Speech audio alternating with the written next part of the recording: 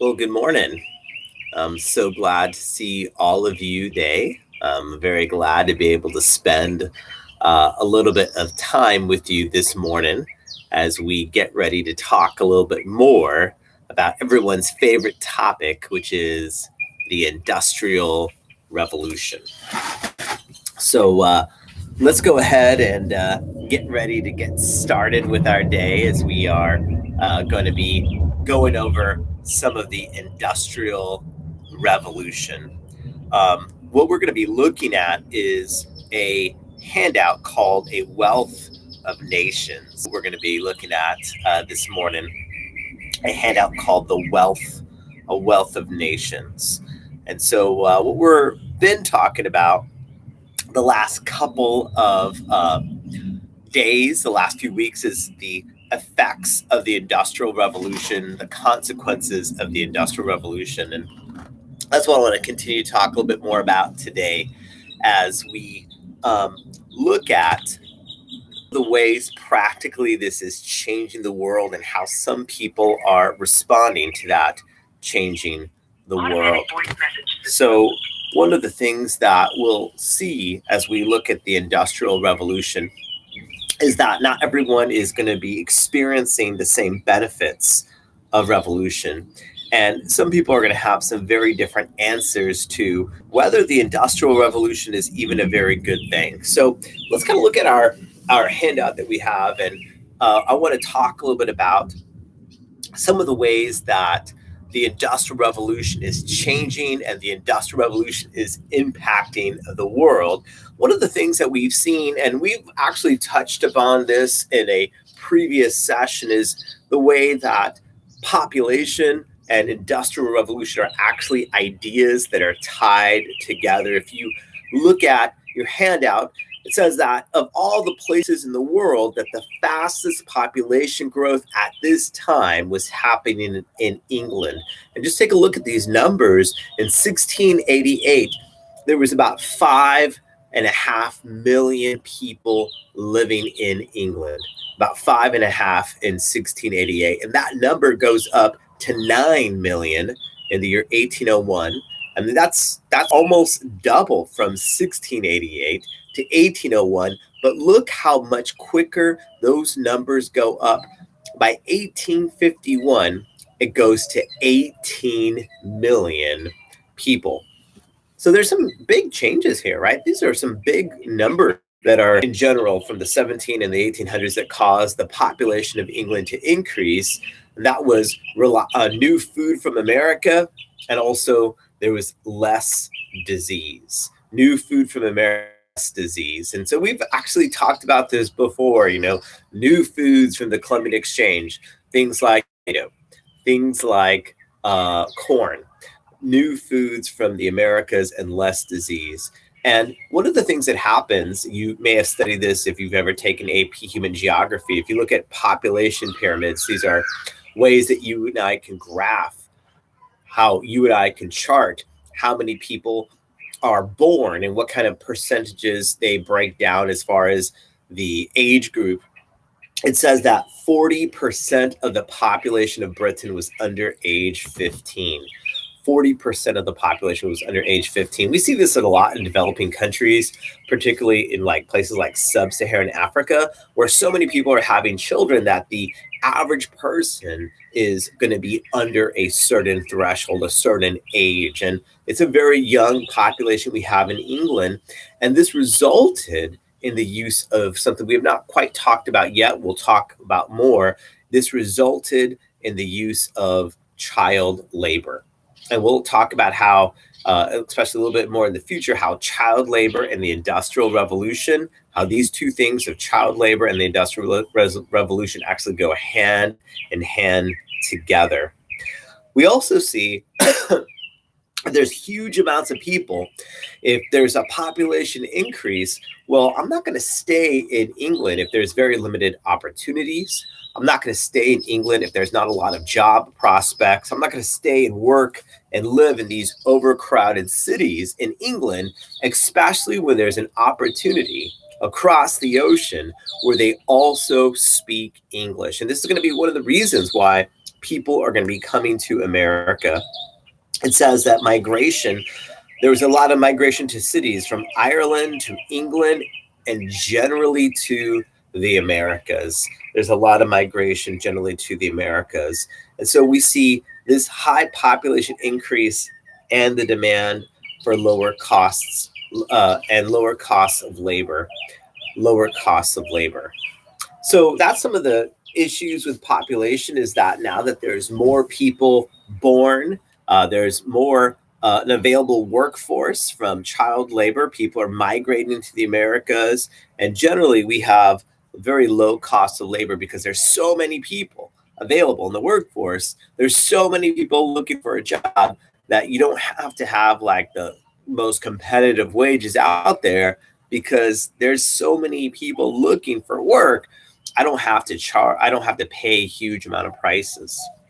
Now, that is some of the population issues. We've kind of mentioned and talked about all those before.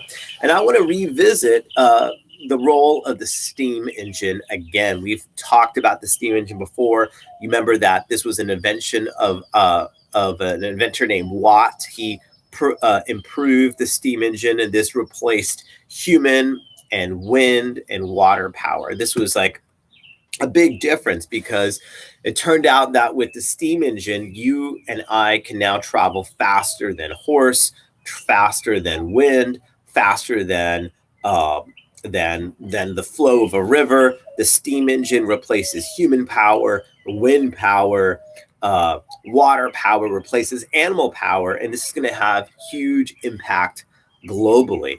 In fact, improvements in water-based transportation, like on the steamships, would quickly link the world in trade. It would quickly link the world in trade. And the world has already been linked before, but this is going to link the world in even a tighter way, in a more intricate way, because there's going to be limitations of what I could sell. I mean, I'm not going to be able to move products that could go bad from one country to the next if it's going to take months to get from country A to country B. It's not going to make sense to move cattle. It's not going to make sense to move grain on the other side of the world where there's need if my grain is not going to get there in good shape. And the thing about steam power is going to make all of those things possible. Steam power, we've talked about, it's going to be possible not only from steam ships, but also through railroads. If you look at these numbers, look how railroads dominated Great Britain. Again, Britain is the place where the Industrial Revolution begins. Britain in 1850 has 6,000 miles of rail line. 6,000 miles of rail line. I mean, that's huge numbers, right? 6,000 miles of rail. And this is good reason. I mean, this is why the Industrial Revolution is going to be there. The Industrial Revolution is going to be moving these goods along this network of transportation. But the country in the world that we see the greatest influence of rail is going to be the US. The most transformed of all the nations is going to be the United States. In fact, I'll give you two pieces of evidence that kind of support that idea. In the 1840s, we have some 6,000 miles of rail put in the United States. And so right away, that's 10 years before the number I gave you from Great Britain. We're basically the same amount of rail. But as you know, we're a lot bigger than Great Britain. And so the amount of miles that we're going to see in the United States is going to go up. By the 1850s, we see 21,000 miles of rail in the United States. So it goes from 6,000 in the 1840s to 21,000 in the 1850s. And that's a huge transformation. I mean, think about some of these numbers that we have. It used to be if you and I wanted to go from New York City to Chicago, it would take you about 3 weeks to get there by horse. 3 weeks by horse. And so these are, just think about like how much the world has changed. If you want to go from New York City to Chicago, that's a 3-week trip using a horse. I mean, that's as far away from anywhere that you could get, right? Well, what about by rail? Well, with the introduction of the rail, what once was a 3-week trip We'll write down by rail, it was 48 hours. We went from 3-week trip to 48 hours. So again, think about what a revolution of transportation this was. I mean, your people in this generation, your grandparents would live in a world where it took them 3 weeks to get from New York to Chicago. Now you could get there in 48 hours. This was an incredible thing. And this allowed for the opening of what we call the Midwest. The Midwest, like a good state you could write down, that is a good example. The Midwest is like Ohio. And so the Midwest, places like Ohio, places like Michigan, places like Minnesota, these are places now, because of rail linking them, it's going to make it even easier to live there, because I don't want to live somewhere unless I can grow stuff and get them to market. And the biggest markets are going to be places like New York City, places in the East. And so the growth of the Midwest is going to be tied to the fact that the rail network is going to be there. But also, not just the Midwest, but rail is going to tie the rest of the country together. It allowed for for communication and the conquering of the West. So we have the Midwest, like Ohio and Michigan, Minnesota, but then you have the actual West, states like, like the Great Plains, because of rail. It says that this allowed for a massive increase in farming. How does rail lead to an increase in farming? Well, all that land in the Great Plains is worthless to Americans unless you can grow something on there. And that growing of stuff on those Great Plains in the middle of nowhere does you no good unless you can get those items to a market. And the only way you can get those items to a market is by having rail. And so the fact that farming and rail, they're actually going to be together. They're going to be very closely tied and linked together. It's going to allow for farming. In fact, take a look at some numbers. It allowed for new land brought under cultivation from the years 1870 to the years 1900. How many acres of land did people start farming? We're going to write down that there was 225 million. I mean, that's a huge number. 225 million new acres were being farmed. And I'm going to tell you the reason why those 225 million acres were being farmed is because of rail.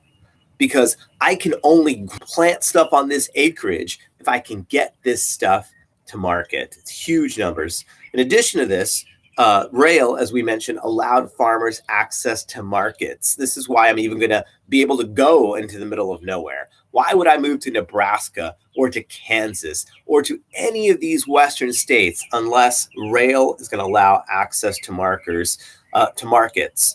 And also, I need people to come out west. And so the United States does something considered crazy to other countries. We start advertising to England, to people in Ireland, to people in Europe, that if you come to America and if you're willing to work the land, you will get free land. Like, we are going to actually just give you land in exchange for your commitment to farm and to better the land. Because of this, tons of people make the move from Europe to America for their chance at a new life. It says that land was offered to farmers willing to work the land. Farmland was land was offered to farmers who were willing to work the land. I mean, this is an incredible thing. Now, we talk about free land. Well, before we celebrate that and say, wow, what a beautiful part of the American dream, that if you're willing to work, you can get this access to land. Whose land was that anyway, originally? Whose land was it all along the Great Plains? Places like Oklahoma, places like Nebraska, those were Native American lands. And as you know, we've mentioned and talked about Native Americans were forced to give up their nomadic lifestyle. Native Americans were forced off the most valuable land. Native Americans were forced onto reservations. And a lot of this movement of Native Americans onto reservations, the defeat of the Native Americans was done, we've mentioned it in the past, by rail and by telegraph, the rail used to move troops quickly from the established parts of the United States, moving troops quickly to the West, and telegraph being able to help the American army keep one step ahead of some of the movements of Native Americans. In fact, by 1860 to 1880, the number of farmers in Kansas alone, listen to these numbers, it went from 10,000 to 240,000. It went from 10,000 to 240,000 in only 20 years. And that's what this idea of free land can do. Thousands upon thousands start moving to America to start farming. Coal, it says, allowed for cheap transportation, allowing American wheat to feed the world. It would allow for American wheat to feed the world. This is a new thing, that the idea that I can grow wheat in California, and that wheat in California is going to go to India. That wheat in California can go to China. That wheat in California can go to England. It's only because of coal that makes it happen. That's the only reason. It's only because of coal. Good morning, by the way. So it says that by 1860, half of all the wheat grown in California went to England. Half of all the wheat grown in California, it went to England. And I mean, that doesn't make, if you look at just the map of the United States, I mean, how does that make sense? On the far west coast, Californian wheat is going to be going primarily to markets in England, but they did. And by 1880, wheat, the amount of wheat that went to England was 80% of all the wheat being shipped out of San Francisco. 80% was heading to England. So this is an example of how coal is really transforming trade, how coal is transforming trade with farms in America feeding the world. Now, we also talked a little bit about communication over the wires. We've mentioned this. We had a lecture called What Hath God Wrought? And I just wanted to, again, just summarize a little bit about how this changed the world. It says the role of the electric telegraph, information moved. And listen, before the telegraph, information could only move as fast as a person could move, whether that's me as a runner, whether that's me on horseback, whether that's me on a boat, a ship, a horse, or even a train. But the thing about the telegraph is it separated for the first time the message from the messenger. How fast was it going as you looked at this telegraph? You know, it's being sent on electric pulses. And it says that we estimate that the average telegraph can move in that electric pulse. How fast was those electric pulses going on those wires? You'll write down 670 million miles per hour. 670 million miles per hour. I mean, that's instant messaging. 670 million miles per hour. That is instant messaging. Again, imagine the world that you live in, where it used to be that it would take months to get a message around the world. And now you are being able to send messages literally like the speed of light. Look at some examples of how transportation changed. It says in the 1780s, if you wanted to mail a letter from England to India, you might remember the British are getting involved in India, and say that you have a friend who works for the British, you know, and they're in East India, you know, they're in India, and you write them a letter. It says it would take between 5 to 8 months to get communication to India. 5 to 8 months in the 1780s. That's before steam.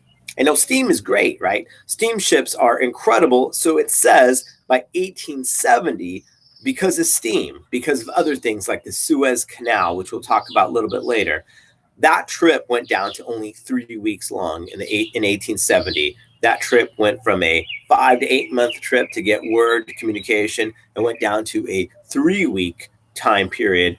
But look at that same year, 1870 with the telegraph. Now, not everyone has, it's not like you have a telegraph coming to your house necessarily. There's going to be stop points along the way. But we estimate that in order to communicate from England to India and for that person to receive your message, it went down to 4 minutes and 22 seconds. 4 minutes and 22 seconds to get that message. So that's not necessarily like what we're instantly communicating with people all around the world. But again, imagine that you're a person and in your lifetime, it took at one point 4 to 8 months to get a word, to get a message from England to India, from 4 to 8 months down to 4 minutes and 22 seconds. That is incredible. So other things that we see is huge industrial cities are starting to pop up. London had in 1700 500,000 people living there, and their population skyrockets to 2.6 million people.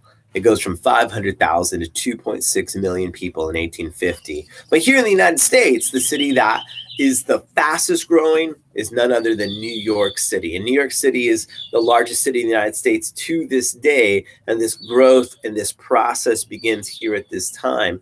It says in 1815, they had 100,000 people living in New York City. By 1850, it went up to 600,000. And so we see a level of population density in New York unlike any other place in the United States. And this is one of the reasons why New York City in 2020 is the center of the coronavirus, because that high population density, because there is a city that's so linked together in these 5 boroughs of Manhattan, of Queens, of the Bronx, of Staten Island, of Brooklyn, these 5 boroughs of New York, so tightly packed with the population groups in each one of them. That's why coronavirus has been so detrimental to the 5 boroughs, the 5 areas of New York City. Their population goes to 600,000. Now, there is an impact on industrialization for the wealthy. Some of the people who own these factories, some of the people who are beneficiaries of the Industrial Revolution, there's 3 things that happen is that they get new homes, they get new churches, and we even see for the first time the creation of museums, really. Museums, churches, massive homes.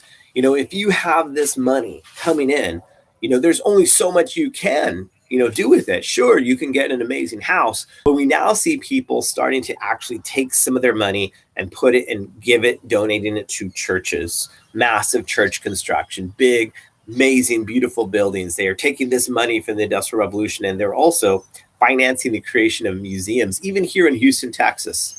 If you go to the Museum of Fine Arts, Houston, if you go to the Natural Science Museum, if you go to the Houston Zoo, there's going to be so much of that money put into those institutions from corporations who are contributing to these public institutions. We see this with money being spent on homes, on churches, and museums.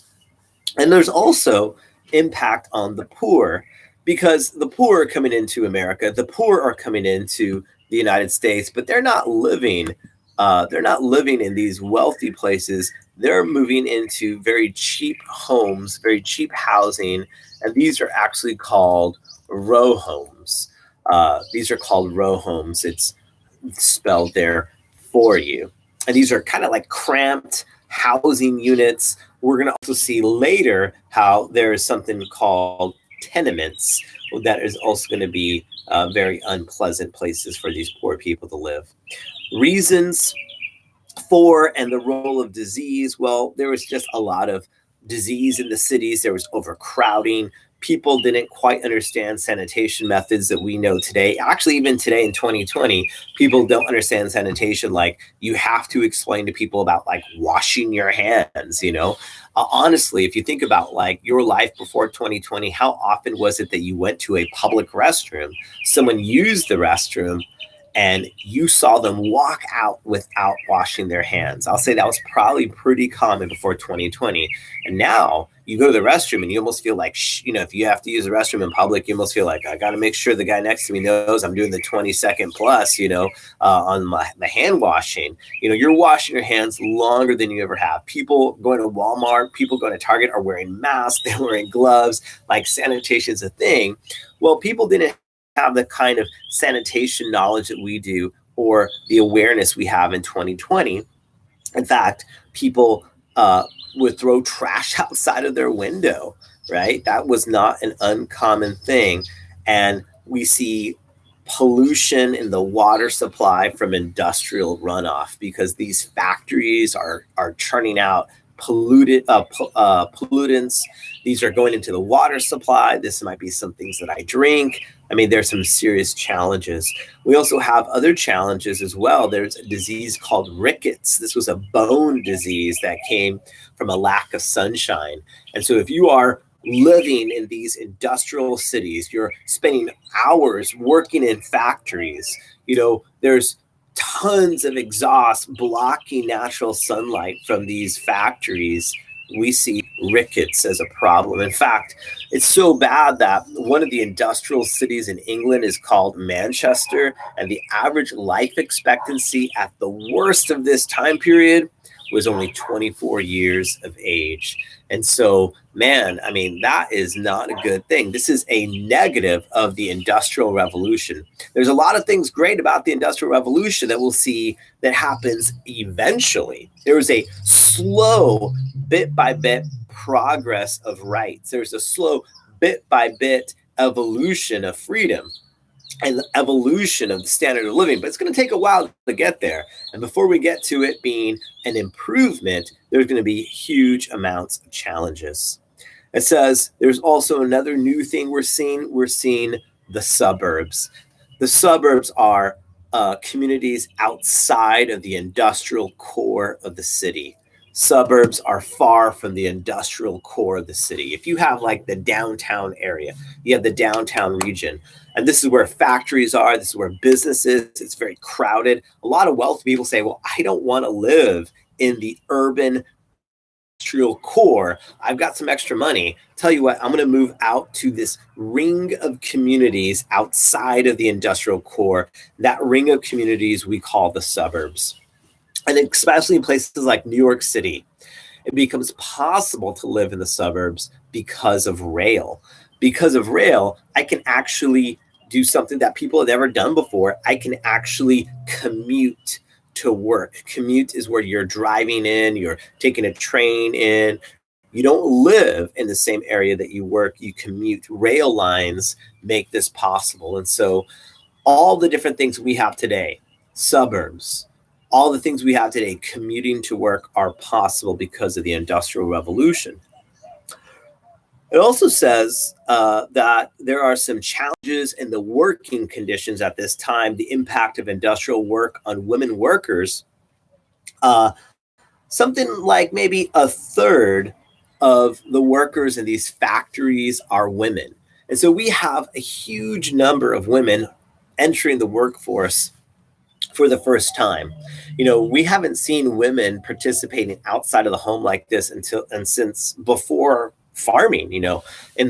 Before the Neolithic Revolution, women did work outside of the home, hunting and gathering and all that kind of good stuff. But once we invented farming as humans, women mainly stayed home. And now that is beginning to change with thousands and thousands of women entering the workforce to work in factories. We also not just see women, but children in families, children in factories as well. The role of children in factories, well, kids have small hands. And the thing about these machines is that sometimes things jam, sometimes things break down. And kids, they got small hands. They can get in there, they can work, they can clean the machines. Also, think about mining. Kids were a great use in the mines because these mines are small, cramped condition. We're putting kids in the mine. In fact, age as young as 6, kids are working in mines. Both of their parents often had to work just to survive, just to live. and there was really no option. They have to work. There was no school as a thing at this time. So a lot of us, we live in this world where your job, most people don't have to work their teenage years. Most kids work their teenage. Now, there are some families, of course, where you have to. I mean, you just have to contribute. But most teenagers in the United States don't have to work their teenage years. They choose to work, maybe for a car payment, maybe to pay for their insurance, maybe just for spending money. But here, these kids as young as 6 are going to work, and there's no school as a place for them to go. What would happen to kids who didn't work well? Well, it says work hours and punishments. At the height of production, you could have a 14-hour work day.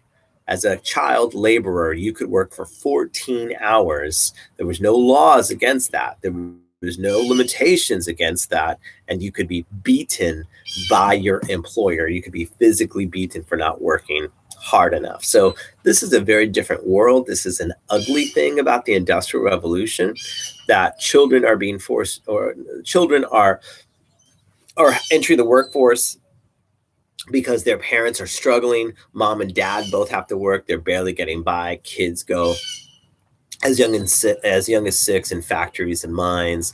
Not a good thing. What about slavery? What does slavery have to do with the Industrial Revolution? Well, there's about 3.2 million slaves involved with the production of cotton. And remember, what's one thing that's happened in these factories? They're cranking out cloth. They're cranking out textiles. Those textiles, that cloth would not even be possible without African slavery in parts of the world like the Americas that are making all that harvesting, all that cotton production. It says the Industrial Revolution was only possible, or this level of slavery, rather, millions of slaves involved in the production of cotton was only possible due to the Industrial Revolution. So sometimes you may not connect slavery and the Industrial Revolution, but they're connected, because the Industrial Revolution is going to make so much wealth for the West, so much wealth for the United States, so much wealth for England, so much wealth for Western powers. That wealth of the Industrial Revolution would have been impossible without slave labor. That was up until the ending of slavery in the United States in the 1860s. It would have been impossible without the institution of slavery, unfortunately.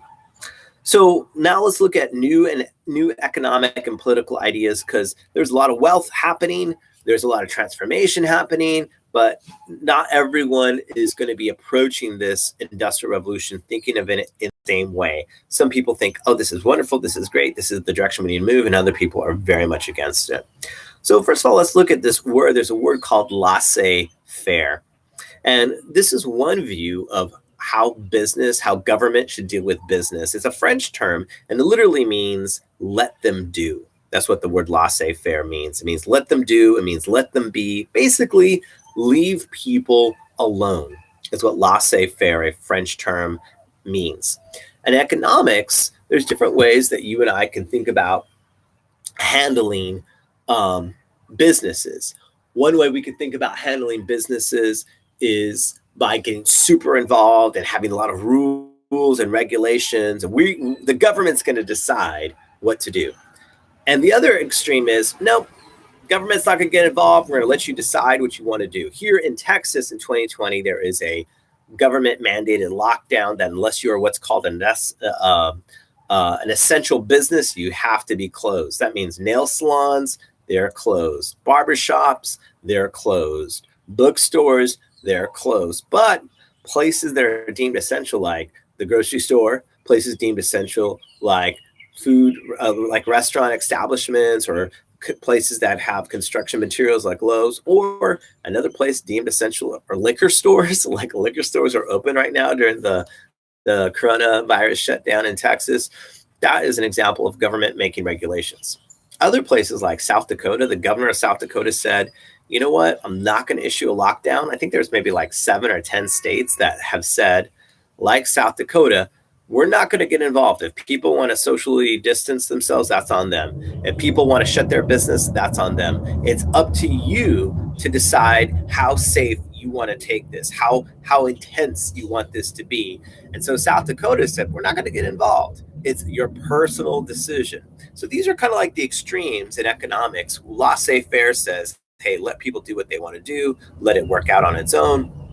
And we're going to see that communism is the exact opposite. Well, the guy who really embraces this idea of laissez-faire is a guy named Adam Smith.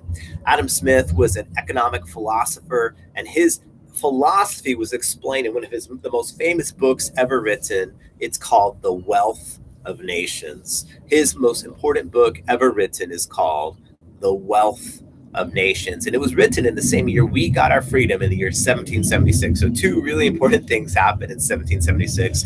We declared our independence. We declared independence with a famous document called the Declaration of Independence. And another super important thing is that the Scottish economist wrote a book called Wealth of Nations. This is going to be super important because the Wealth of Nations and Adam Smith, well, he is considered the father of what we call free market capitalism. He becomes the father of what we call free market capitalism. So let's talk a little bit about what the free market is, what free market capitalism is. It's what we enjoy today with Starbucks and Converse and Crocs and all the different corporations, Google and Amazon and Netflix. All of this is a result of free market capitalism. He believed in something called an invisible hand. And I'll explain what the invisible hand is. He says businesses and individuals would be allowed by governments to seek their own personal gain that would ultimately lead to an increase in the general welfare. He said that government should stay out of the way. And he said, you know what, if you just let Starbucks and Netflix and Amazon, if you just let Amazon do whatever they want, they're going to make some decisions to attract customers. And those decisions to attract customers are going to benefit everyone. So for example, Amazon came up all on their own, and their whole 2 to 3 day free, for if you have Amazon Prime, 2 to 3 day delivery, that was something that they decided. The government didn't say, hey, Amazon, you got to increase your delivery time. Because Amazon did that, they get more and more people deciding to use Prime, with, shipping included, right? That's like a huge thing, that if you just let governments, businesses do what they want, there is like a physical hand, like the government is like a physical hand forcing you to do X, Y, and Z. And Adam Smith says, no, just let government get out of the way. And you know what? If you're a business, you're going to make decisions that are going to make the most sense for you. And you're going to make decisions that are going to attract customers. And if you're attracting customers, you're going to be offering them things that benefit them.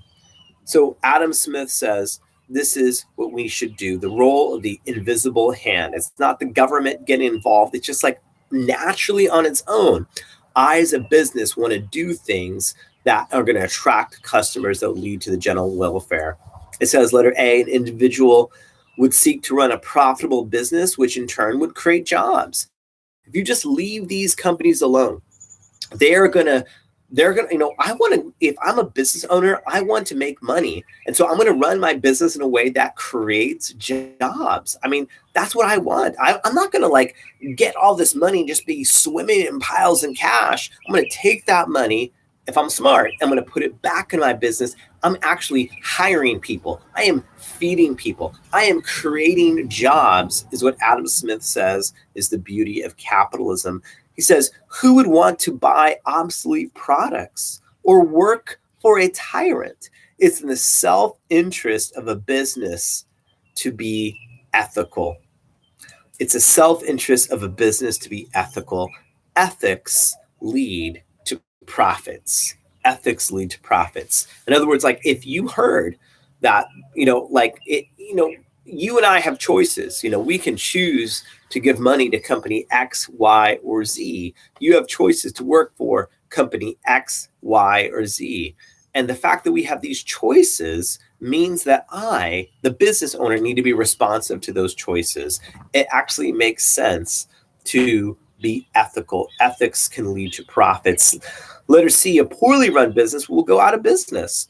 And so the invisible hand will move the market to promote successful business practices without burdensome government regulation, without government regulation. So Adam Smith says, listen, on its own, without the government getting too involved, good businesses, they're going to have clean products, they're going to have quality services. Those good businesses on their own will thrive. The invisible hand, not the government's hand, the invisible hand of just our choices and our preferences are going to promote good businesses.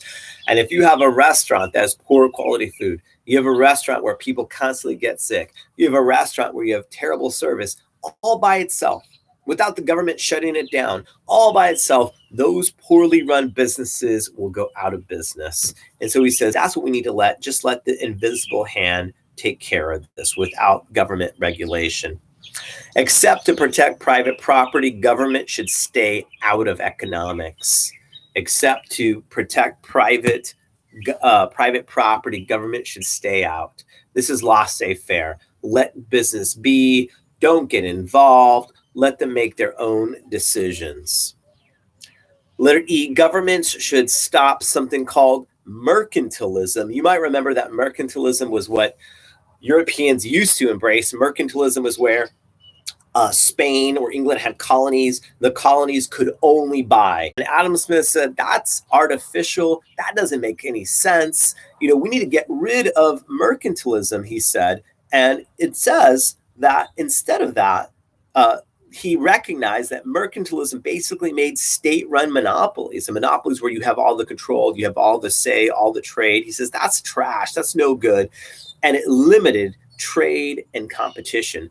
Because what's going to happen if I have various companies, if I have Disney Plus, if I have Amazon Prime, if I have Netflix, they're all offering basically the same thing. They're going to have to either lower their prices or increase the type of content they're providing in order for me to stay as a subscriber.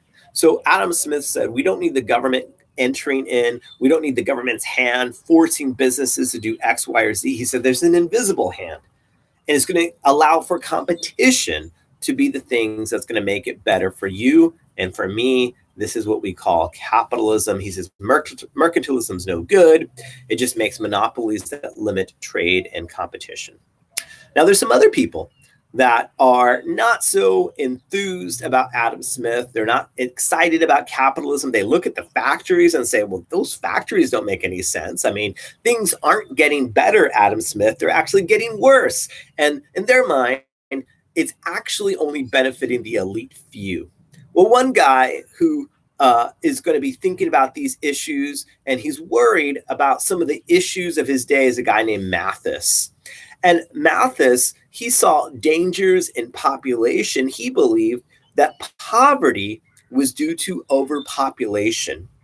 He believed that poverty was due to overpopulation. That was like the big danger of population, according to Malthus, that he believed that poverty was due to overpopulation. There's just not enough food for people to be taken care of. So what we really need to start thinking about is having less kids. Doesn't make sense to bring more kids. And you know who's often having more kids? People in poor working class families, partly because there's now no access to meaningful birth control.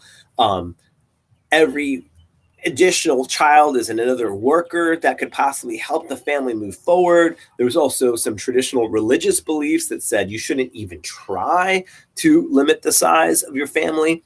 So he thought that overpopulation was what led to poverty. And there's something called Malthusianism, where you want to push for population control. Malthusianism is where you want to push for population control, that you're worried that unless you try to control the population, that the society is going to fall apart. Malthusianism is the idea that you need to push for population control later. That could include access to cheap abortions on demand. In fact, even in 2020, if you look at where most abortion clinics are, like Planned Parenthood, which does a variety of services, but one of the main things, of course, they're known for, Planned Parenthood, is abortions. I think the average Planned Parenthood clinic is in a low-income minority neighborhood. And some of this might be traced back to this time where they thought, man, the cause of poverty is overpopulation. If we can just have people not have as many kids, things would be better for them. So that's Malthusianism. We also see another philosophy called positivism, and a guy named Saint Simon comes up with this, and he believes that government, through the scientific method, was capable of identifying and solving the world's problems. That if you have a government and you just have enough smart people working for the government, that the government can identify and solve through science the problems of the world. It's not religion that's going to solve the problem of the world. It's going to be a very powerful government with scientists in charge. They're going to identify and solve the problems of the world. And this was very influential in Latin America, where governments try to use harsh policies to bring out what they perceive to be order and progress. Order and progress. Even to this day, like in some with the coronavirus lockdown, like we have, curfews in some areas. We have shelter in place orders in many areas.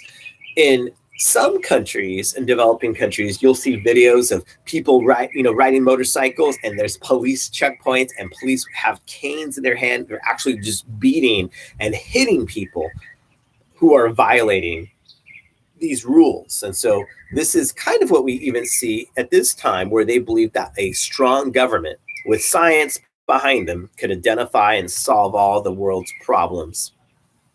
And there's various degrees of success to that. There's another guy named Charles Fourier, and he believes in something called utopian socialism, that if we all just work together, everything's going to be okay. Charles Fourier is actually credited with using the term feminism for the first time in 1837, and he considered trade to be the source of all evil. He thought trade was the source of all evil, that's where everything bad comes from. And he said that trade causes imbalances. Some people get rich, some people get poor. And he says, you know what? There's really one group of people we can really blame for this. He associated trade with the Jews. So he says, look, if you're looking for someone to blame for a world where economics is making some people rich and some people poor, if you're looking for someone to blame for a world where trade is creating an imbalance of wealth, he said, you can look no further than the Jews. He advocated Jews be forced to perform farm labor. He thought, you know what, because the Jews have done so much damage, that the Jews should be forced to work on farms. That would be better than for the Jews to be wealthy in the banking industry, for Jews to be wealthy in the trade industry, have Jews work on farms. And he also believed in an ideal world of equality, where everyone is equal, where there is no rich people, there are no poor people. But what if all of us agreed that we'd all have the exact same money? What if we agreed that a doctor made the same as a janitor? What if we agreed that an engineer made the same as lawn maintenance people? Wouldn't that be better if all of us were exact equals, he argued. And so this is something that Charles Fourier argues for a world of equality. And many criticized this as impossible because of various reasons, but one reason for the selfish nature of people. Because it's true that I make more even at other jobs. If someone came to me and said, hey, in the name of equality, would you be willing to give up $10,000 so that some of that money could be redistributed to people who are working for the city sanitation, working as garbage men? Would you be willing to give up $10,000 to give money for people who clean houses? Would you be willing to give up $10,000? The truth is, I'm not going to be willing to do that. And probably you're not either. Most of us are not going to want to give up by choice our money that we've earned to give to other people. People said, hey, your idea of utopia, of this perfect world is great, but it's not possible. Number 8, communism. So if it's not possible that you and me are going to choose to give up our wealth. Maybe there's something that's going to happen to help us to give up our wealth. And that's going to be communism. Is going to say that we need a violent overthrow and end of capitalism. That we need actually not to wait for people to want to change, but we need a violent overthrow at the end of capitalism. So we'll just briefly kind of go over a brief introduction to communism. I think we might go into a little bit more time in a different setting. But it said that revolution was needed to right the wrongs of inequality. We have a world where there's capital, there's factory owners. We have a world where there's factory workers, and they're not making nearly equal. And so we need revolution to right the wrongs of inequality. The two men most responsible for this idea of communism taking off are Karl Marx and his co-author Friedrich Engels. They wrote two books, one massive book called Das Kapital, and another smaller, easily read book called Communist Manifesto. We'll write down that these books explained communism. These books explain communism. So you have this massive book, Das Kapital, and a smaller, very thin, readable book called Communist Manifesto. These books explain communism. And they believe that you need to fight for the rights of the proletariat. Who are the proletariat? These are the oppressed factory workers. The proletariat are the oppressed factory workers. That's who we need to fight for. Fight for the rights of the proletariat. And they believe that workers should challenge the bourgeoisie, which were the oppressive upper class. So you have the proletariat. These are the factory workers. These are the oppressed. These are the abused. And you know who's the bad guy? The bad guy is the person who owns the factory. The bad guy are these bourgeoisie. These are an oppressive upper class. And they believe, and they argued that the working class should rise up against the wealthy. In fact, they would say, look at the French Revolution. The French Revolution is a perfect example of what we should do. It is regular people rising up against people in authority and power, because people in authority and power are never going to choose to give up their wealth. They're never going to choose to redistribute. They're never going to choose to give money to the poor unless we do it by a violent overthrow. That's what communism argued. The working class should rise up against the wealthy. One of the last lines in the Communist Manifesto has a line in it. It says, workers of the world unite. They believe that a violent uprising against the rich was justifiable and necessary. That a violent overthrow of the rich was justifiable and necessary. It's okay for me to maybe kill the owners of the factory. It's okay for me maybe to have to go to the degree of killing the rich if they're unwilling to redistribute the wealth. We have to do what we have to do. Factory workers, not just factory workers in England and in Germany, but Karl Marx believed that once all the workers of the world, everyone is being influenced by the Industrial Revolution, if we all just got on the same page, if all of us just agreed that the problem is the factory owner, the evil rich owners of corporations and companies, if we, the workers, rose up and even, if necessary, killed them to redistribute the wealth, that would be a much better world. Now, the book we have, Earth and Its Peoples, it asks, what did these high-minded philosophers, what kind of impact did they have on the poor? In other words, how did the ideas of Karl Marx, how did the ideas of Saint Simon, how did the ideas of any of these people impact the average person? The textbook, Earth and Its People, says workers benefited little from the ideas of these middle-class philosophers. So the thing about all these guys like Karl Marx and Friedrich Engels, they were typically middle class. They were typically generally wealthy family backgrounds. And these people like Karl Marx, he never worked in a factory. He observed the evils of factory work. But Karl Marx had no exposure to that. Karl Marx was university educated. He spent a lot of time in the universities. He spent much of his time reading and writing in libraries. He spent more time in libraries writing than he did in factories. And so there seems to be a disconnect between what these intellectuals, middle class intellectuals who write books about the poor, but don't really have the actual experience of being a working class poor person. We see a little bit of this in 2020 in the elections, because the most popular socialist, which is in the ballpark of communism, the most popular socialist is Bernie Sanders. And Bernie Sanders is most popular with college university students, people with a university degree, people with a college background. And Bernie Sanders did great among wealthy white university students. But when Bernie Sanders was in South Carolina, this is a state that's mainly Black. This is a state whose Black population has some numbers that live in relatively high degrees of poverty.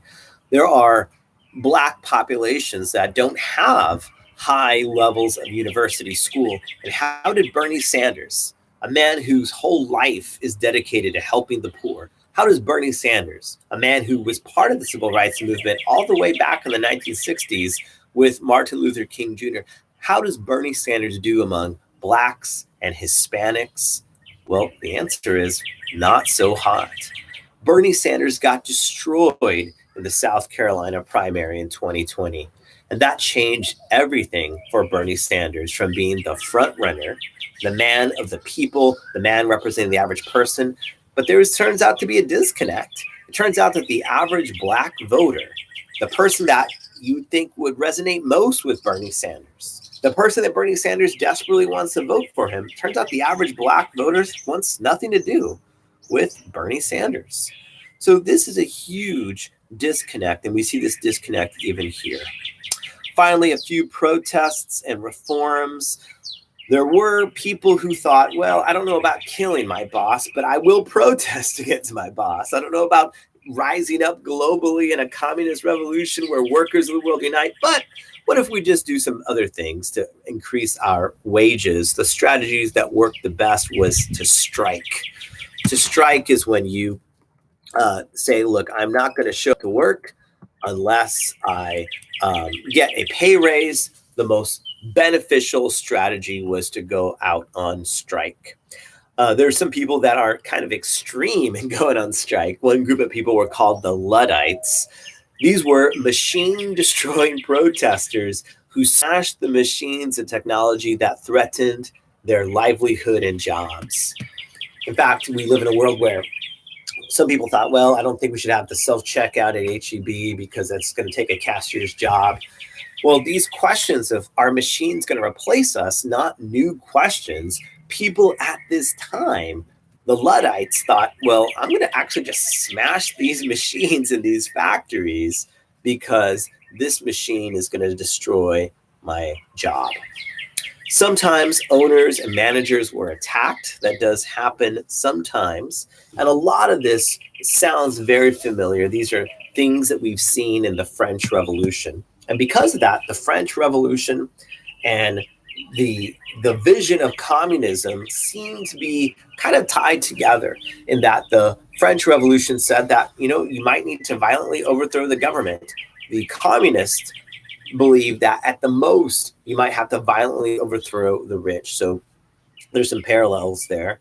There's some benefits.